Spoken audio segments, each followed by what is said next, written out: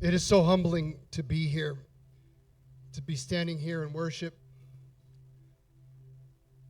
Pastor Lou and Pastor Zinti, you're so kind and in your words and in your welcome. But it is such a privilege to be here, to be among you. It's something I'll never get used to. Who am I that God would allow me to come and to worship with you? Thank you for welcoming us and for loving us. We're so glad to be here. I want to welcome Liberty Church New York City in the house.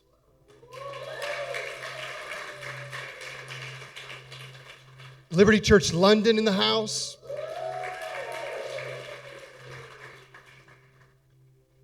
Pastor Lou and Zinti, I just thank you for your leadership. It is an honor to serve with you and to watch you as you lead and as you love and as you pastor and as you model out what it looks like to go after Jesus and to follow him, to surrender and to give all of yourself to his service out of love for his people. It is an honor to be here. I want to start today. By telling you a story that you already know, probably because it's your story. It's a story that you are a part of, though you may not think about it very often. It's a story of Josefa Mkhwanazi. Josefa Mkhwanazi. Yeah, I know. No, I'm just going to go with the first and the last. Josefa was born in Swaziland. If you don't, how many know the story of Josefa Mkhwanazi? No? So he was born in Swaziland in the late 1860s. And during that time in Swaziland, traditional culture was just widespread, defined by ancestral practices, polygamy, and very strong chieftain structures. At that time, Christianity was a new and a completely foreign idea in the land, and it was received with all kinds of suspicion and resistance. Josefa, he was a tough dude growing up. He was extremely violent in a lot of fights. He was a heavy drinker. But at 25 years old, he met a missionary from the United States named Harmon Schmelzenbach. But I maybe got that right. Anyway, Mkhwanazi said yes to Jesus when he met that missionary. And when I say he said yes to Jesus, I mean he said, I'm all in, yes to Jesus. Like he gave his whole life over to following Jesus. He became an evangelist. He became a church planter. And Josefa did not play around. He had a nickname, Josefa, you can see it there, Nuzondokubi. The one who hates evil, that's what that means. The one who hates evil. If you were given a nickname for what you were known for hating, what would it be? I'm embarrassed to say mine would be he who hates waiting in long lines. That's not very noble, not very spiritual. But Josefa hated evil because he loved Jesus and he loved Swaziland. And he hated to see the people that he loved bound up and held back by the lies and the forces of darkness. Josefa, he never stopped being tough. There's one story of a time when, he was preaching and that was very unpopular, and the police sent 4 armed warriors, into the church with the intention to beat him and whip him. He saw them walk in and he continued to preach. And 2 of the warriors came down to the altar call and gave their life to Jesus.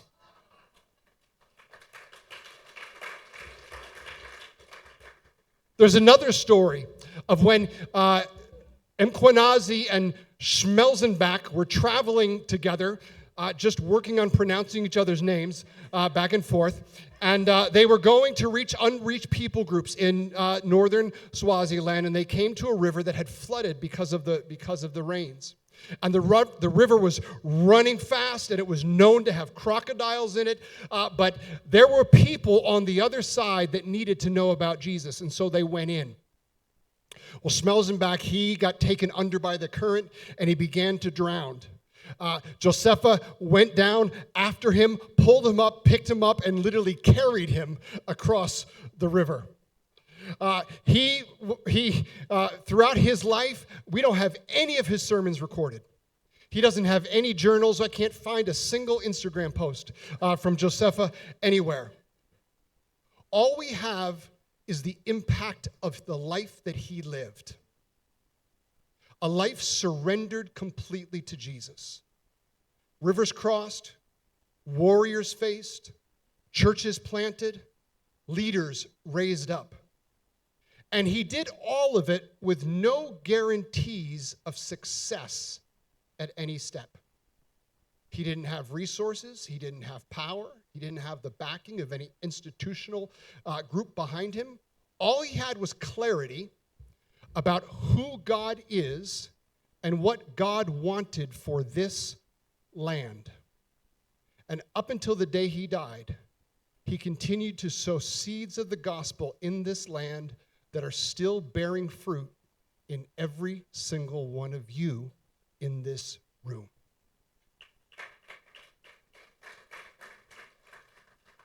His story is your story, even if you've never heard of him before. Because of him, Manzini has a spiritual history. The gospel has roots in this land. The story of the gospel moved forward in Eswatini in his time. Well, here's the question that I want us to wrestle with this morning. What will this chapter in the story of the gospel in Eswatini look like? Because today's chapter is being written by you. What part will you play? What part of the story has God chosen you to play in this part of that story? Let me ask it a different way. Is there maybe something that God has already been stirring in you before you even walked in this morning? A next step in your walk with him? A relationship that you need to reconcile or maybe need to end? A habit or behavior that you need to break? A dream that you need to pick back up and go after? A mission, a calling to pursue. And let me ask you this. Have you been waiting for something before you move forward? Permission, maybe? An assurance that it'll all work out? A guarantee of what the outcome will be? You know, in college, they used to ask this question, and it was intended to be real challenging. They would ask me, they would say, if you could do anything for God and you were completely sure it would work out, what would you do? And then you would answer it, and then they would say, well, then what are you waiting for? Can I give you a more biblical, deeper version of that question? If you could do anything for God and you didn't know it would work, what would you do? Well, then what are you waiting for? A couple of years ago, I preached a message here. It centered on a single word, perhaps. And I had forgotten about it, but it's one of my favorite stories in the Bible. It's the story of Caleb, and Pastor Lou, he reminded me, sent me the picture right there of that, and I thought, well, that's wild, because you know what? As I was praying this week, the story that I want to share with you centers around that same word. There's power in that word, perhaps. It's an exciting, terrifying, life-redirecting, world-changing, powerful word. There is risk, and there is faith, and there is love, and life all in that one word. So maybe what we could call today is a part two. But the story that I want us to look at today, it's a different story than Caleb's story. It's a whole different person. This is a story about a man named Jonathan. It took place in a whole different time in Israel's history for a whole different generation, but it was the same word and it's the same God. We can even say that as Caleb operated in the power of perhaps in his generation, well, later on, Jonathan picked up that power and walked in it in his generation. Just in the same way as Josephah operated in the power of perhaps in his generation, maybe it'll be you. Someone in this room, maybe all of you, who will pick that up in your generation right now. So let's jump in. If you have your Bibles, open up to 1 Samuel chapter 14. Before we get into that story, you got to know a couple things, backstory. Long before this, God made a covenant with a man named Abraham. And that covenant that he made with Abraham was that you will be my people, your descendants will be my people, and I will be your God. And he promised to give them a land that would be all their own, where his name, from that land, his name would be made known around the world. It would be where his presence would rest. It would be where nations would see who God really is, what he's like, and the way that they lived and worshiped, and how they blessed the world. But where we pick up the story now in Jonathan's time, Israel was dwelling in the land that God had promised them, but they were losing ground rapidly. And their enemy had repeatedly defeated them and taken land and was oppressing them. In fact, the entire Israel army was down to just 600 people. Thousands of Israelites had gone into hiding and even defected to the Philistines, to the enemy side, just to survive. Well, the Philistines, they oppressed Israel to such a degree that they even removed all the blacksmiths. You couldn't be a blacksmith in Israel, so that they could make no swords or spears.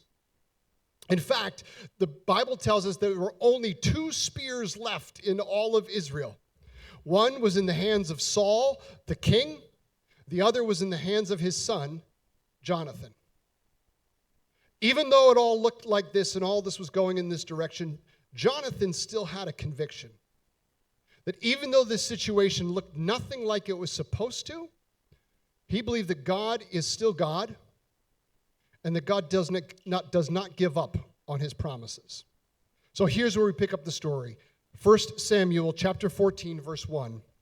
It says, "One day Jonathan, son of Saul, said to his armor-bearer, 'Come, let's go over to the Philistine outpost on the other side.'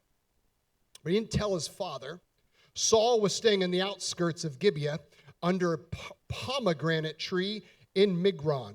Now, that is a poetic way of saying that Saul the king was asleep at the wheel. Saul had checked out. He was the king. He had been anointed to lead his people towards God's purposes. But he had given up on on God's mission. He had sidetracked his relationship with God. And I just want to pause to just to say this. Whatever a previous generation has done, how they may have fallen asleep at the wheel for God's purposes for Eswatini, whatever that model may have been, I hope it was good. I hope that your previous generation has shown you what it looks like to follow Jesus and to surrender him and to go after him. But even if it wasn't, that's not your story. You are writing your own story. The chapter of today, of the story of the gospel in Eswatini, is a story that God has called and chosen and positioned you to be a part of. Well, on each side, it says this in verse 4, that on each side of the pass that Jonathan intended to cross to reach the Philistine outpost, there was a cliff. One cliff stood to the north, the other stood to the south. And Jonathan said to his young armor-bearer, "Come, let's go over to the outpost to those uncircumcised men." Now, he's not just insulting them. When he says uncircumcised, he's speaking to the covenant line that was drawn. between those who are on God's side and those who have rejected God as God and are actually standing against his promises and his purposes. So Jonathan says, look, perhaps the Lord will act in our behalf. Nothing can hinder the Lord from saving, whether by many or by few. Now, when he says perhaps, that is not doubt, that is humility. It's important to get here that Jonathan doesn't do that thing where he says, God told me. You know what I mean? God hadn't told him to do this. He doesn't say, God told me to do this. He doesn't guarantee victory. He's not bargaining with God. God, if I do this thing, you owe it to me. You're going to have to do this other thing for me. Rather, when he says perhaps, he's anchoring himself in what he knows about God. That, look, God is able. God is the one who saves. I know the end of the story. I know that God wins. I don't know how this is going to play out. I don't know if this is where God is going to act, but I know that God has not given up his promise. So I'm going to step out into God's purpose and into God's promise. Well, the armor bearer says this, do all that you have in mind, his armor bearer said. Go ahead. I am with you, heart and soul. I mean, that's beautiful, isn't it? Every leader longs for an armor bearer like that. But if you are an armor bearer, can you just learn the lesson right here from this story? Be very careful what you say to your leader, because this is what Jonathan says next. He's like, great. Now come on then we will cross over toward them and let them see us. In which I imagine the armor bearer is thinking, wait, let them see us? Like we're 1, 2, hey man, we're really outnumbered. Wouldn't like a sneak attack be better? Like if we kind of go in blind to them? And then Jonathan goes on, he's like, no, we'll do it this way. If they say to us, wait there until we come to you, then we'll stay where we are and not go up to them. Okay? But if they say, come up to us, then we'll climb up that cliff, because that will be our sign that the Lord has given them into our hands. And the armor bearer thinks to himself, so you're saying either way we're fighting, right? And so you know that obviously they realize it is of no advantage for them to come down to us, where we have territorial advantage and could be hiding other people. And so obviously they're going to say, come up to us and exhaust yourself on the climb. We're going to maintain the advantage we have of the high ground. You get that, right? Yeah, I get that. Okay, let's roll. And so both of them showed themselves to the Philistines' outpost. Look, said the Philistines, the Hebrews are crawling out of the holes they were hiding in. The men of the outpost shouted to Jonathan and his armor bearer, come up to us and we'll teach you a lesson. And Jonathan elbows his armor bearer. You hear that? You hear that? Climb up after me. The Lord has given them into the hand of Israel. And so Jonathan climbed up using his hands and his feet, meaning no sword in hand, with his armor bearer right behind him. And you know what happened? They got killed, obviously. No. The Philistines fell before Jonathan, and his armor bearer followed and killed behind him. In that first attack, Jonathan and his armor bearer killed some 20 men in an area about half an acre. Then panic struck the whole army. Those in the camp and the field, and those in the outposts and the raiding parties, and the ground shook. It was a panic sent by God. Well, as the story goes, Saul, he wakes up and he hears what's happening. And so he rallies. And you know what else? The people who were in hiding and the people who had defected, they see the faith of Jonathan and the armor bearer, and they come back to God's people, and now they join the fight. Because you know what? Your faith, your courage, has the power to rekindle faith in others who've walked away. The Philistines are defeated, and they're sent running, and then verse 23 says this, says, so on that day, the Lord saved Israel. Catch this. And the battle moved on beyond Beth Aven. So first of all, the author is very clear who did the winning here. The Lord did the saving. He gets the glory. But he doesn't want us to miss it. The Lord used two people who had the courage to move, who stepped up and took action with no guarantee of success, just the faith that perhaps God, who is able, may act on their behalf. And they moved the battle forward. Don't miss that either. It doesn't say, and the Philistines were wiped out and the land was at peace. It says the battle moved on, meaning they made progress in their time. The story moved forward. It would be decades later. After Jonathan had died, actually, he never saw it. Before another king, King David, actually expanded the territory to the promised boundaries for Israel. Just as Josephus never saw it, never saw Liberty Church, Manzini. But he moved this gospel forward in his time. He didn't get to see what God is doing in and through you. How has God chosen Liberty Church Manzini? What if God has chosen you to move the story of the gospel forward in this land in this time? What would it look like for you to step out and to take action with no guarantee? What has God already planted in your heart? What dream, what vision, what calling, what mission has he already given you?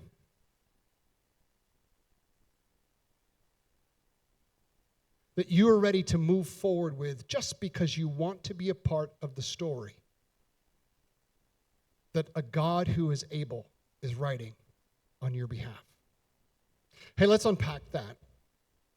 Because there's three things that I think if we ask the question, what would it take for any of us to be a person who moves the gospel story forward in our place and in our time? I think there's three principles that we see that are key to being those people who move the gospel forward in our place and in our time. The first one is this, that when we know God, we find clarity.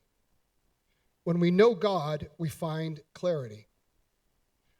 Because Jonathan knew who God is, he knew who he was as God's people. And because he knew what God's promise was, he knew why he was here to fulfill God's purposes. We can say it this way. I think there's a slide for it. When you know who God is, you will know who you really are. And when you know God's promises, you will know why you're really here. You see, for us, we're not in the old covenant. All of the promises fulfilled in Jesus.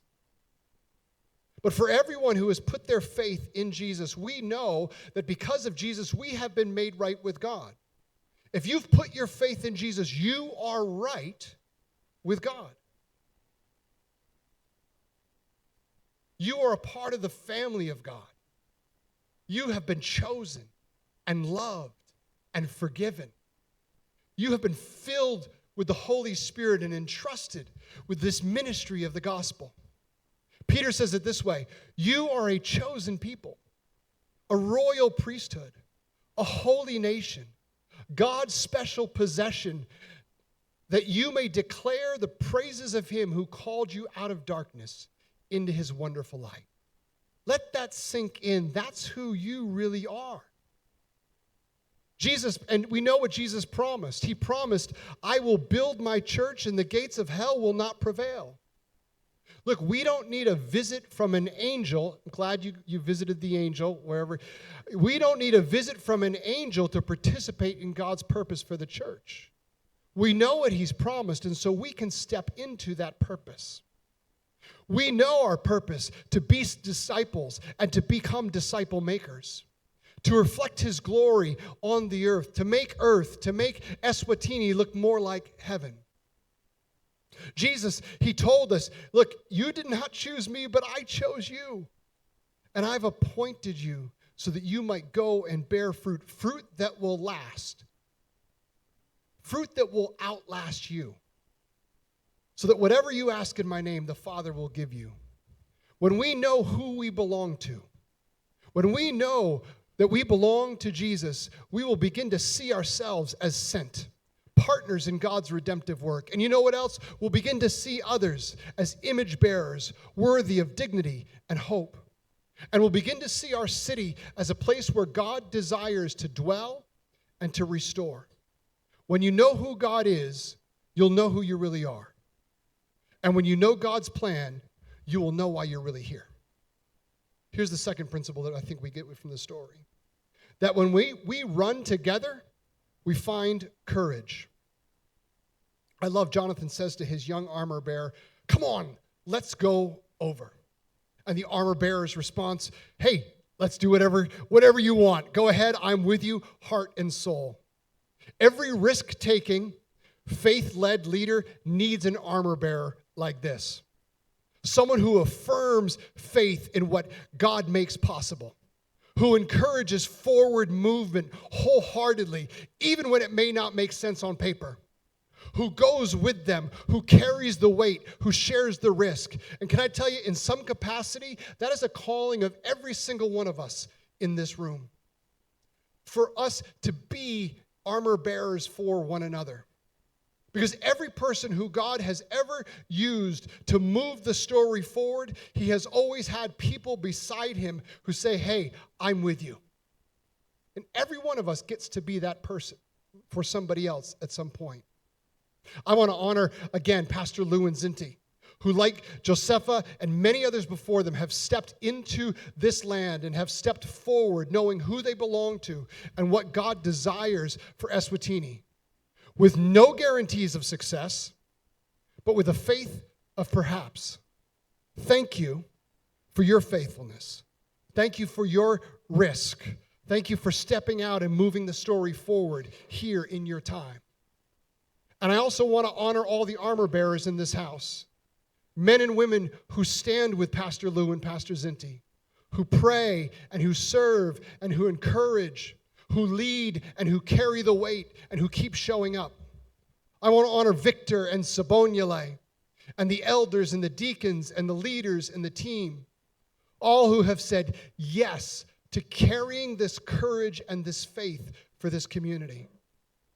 And I want to honor all of you who have said yes to Jesus, who have said yes to being part of the story that he is writing here in Manzini. You are all part of the same story together. And I want to honor everyone who has traveled from New York and from London. You have come this week as armor bearers. You've crossed oceans with no guarantees. Only a faith that says perhaps the Lord will work through in and through me to do amazing things this week.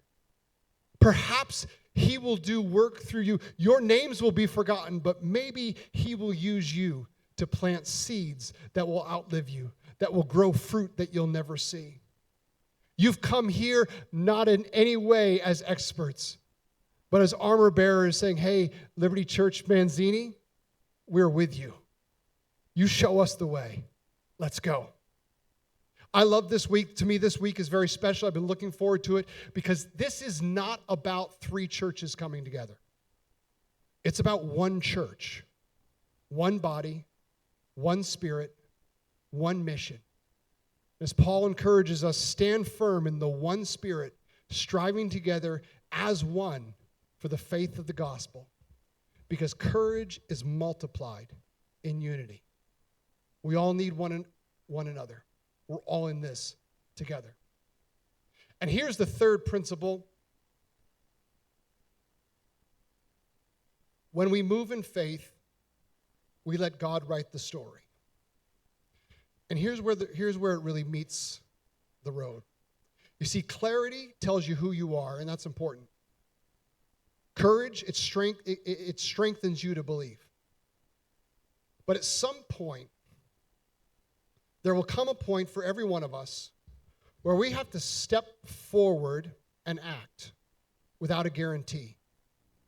And when you do that, you are telling God, God, you write the story. You see, this kind of faith, it's the kind of faith that moves the gospel forward in our place, in our time. It's the risk of faith that God loves to reward. It's the movement of faith that does not seek our own success. It's the movement of faith that does not even seek our own significance. Because when we're pursuing success or we're pursuing significance, we're still at the center of that story. This is the kind of faith where we are in pursuit of surrender. Surrender to God's will, to His story, seeking His glory and not our own. It's the kind of faith that steps up and steps in, and can I tell you, very often when we step out in this kind of faith, we will find God acting on our behalf, shaking things up and moving the gospel forward in our time. But I don't want to just end by telling you half the story, because letting God write your story, it also means surrendering a few things. So before we're going to say, yes, let's do that, let's be honest. Because first of all, if you're going to let God write your story, it means surrendering your anonymity. Jonathan said, hey, let's go show ourselves to the Philistines. If you're going to let God write your story, it means no more hiding. It means being open about your faith in Jesus where you live, where you work, where you learn, where you play. It means stepping out into that vulnerability of vision where you tell people, look, I believe this is what God is calling me to do.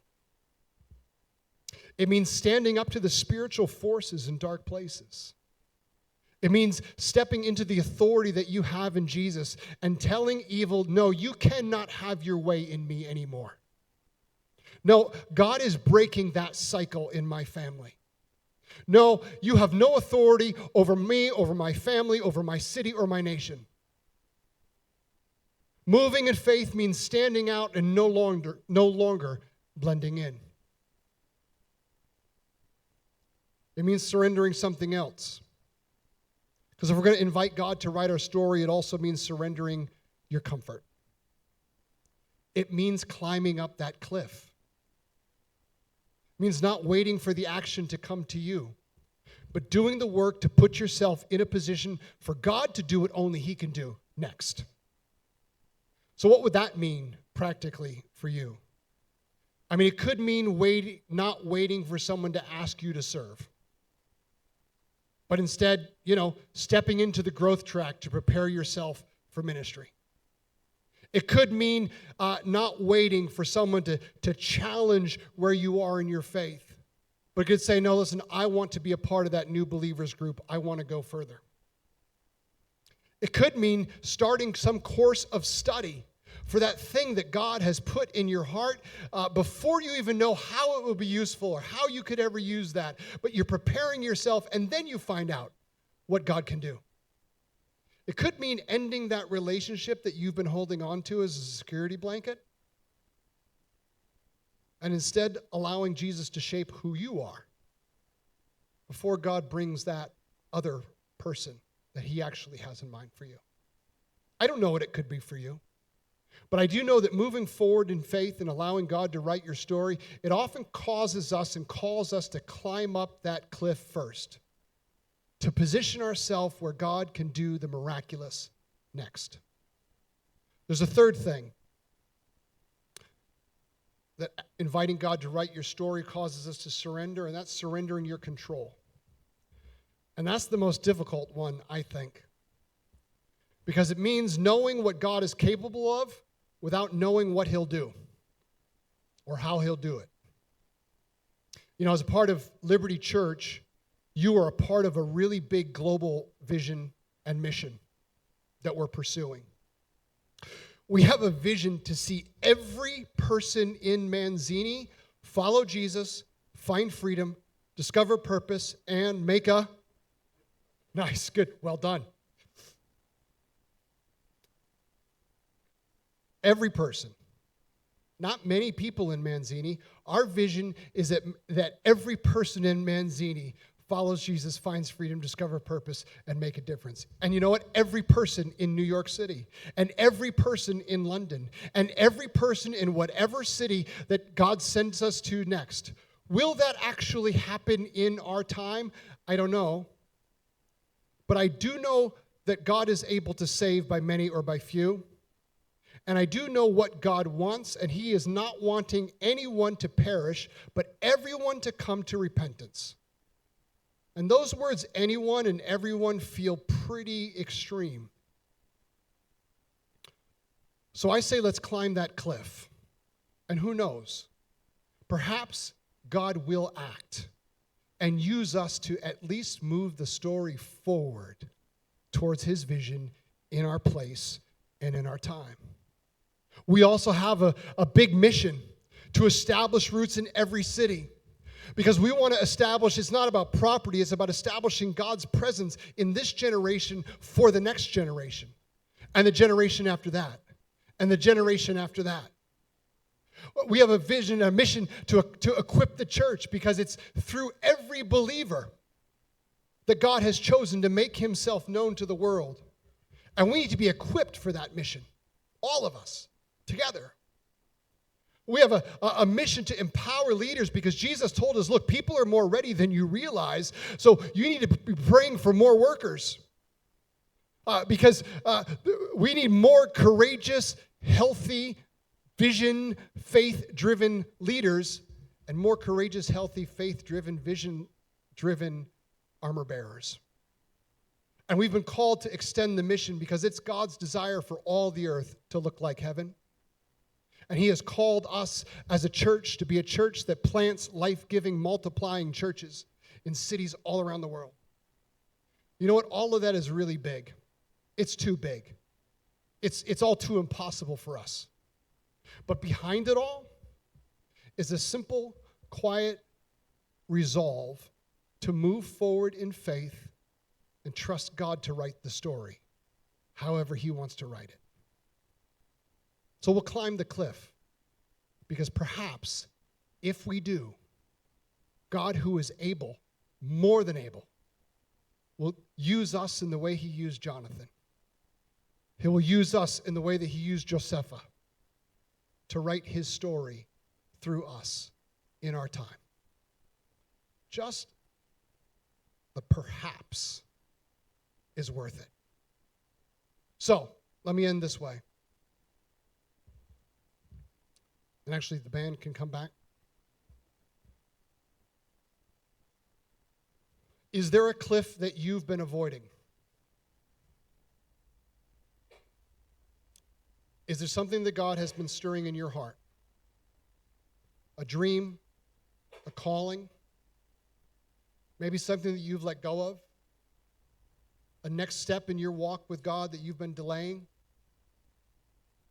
For some of you, whatever that thing is, whatever you've been withholding from God, it could be something that's only between you and God.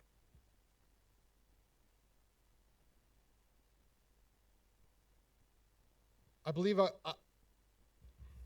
God's calling you today to take a step of surrender.